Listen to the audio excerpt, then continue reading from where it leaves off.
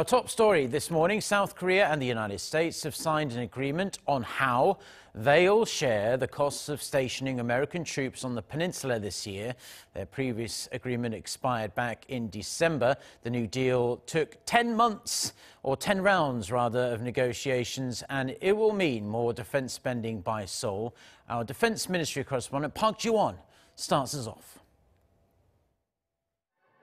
South Korea and the U.S. have finally reached an agreement on this year's defense cost-sharing deal, with Seoul's financial contribution for the stationing of some 28,000 American troops on the Korean Peninsula and $924 million. That's 8.2% more than Seoul contributed last year, reflecting a rise in South Korea's defense budget this year.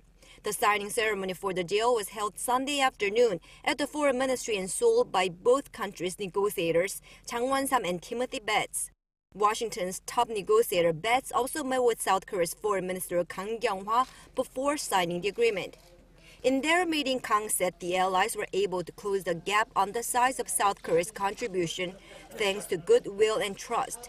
She also said she was glad that the protracted negotiations ended with a successful result. Betts also said the U.S. is pleased with the results, acknowledging Seoul's contribution to the alliance.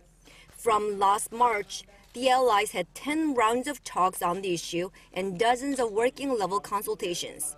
In those, the U.S. had asked South Korea to pay the cost of operating strategic assets, but Seoul said those do not fall under the original scope of the allies' cost-sharing agreement, which are meant to mainly to pay for the salaries of South Koreans working at U.S. military bases in the country and costs related to facility construction and logistics.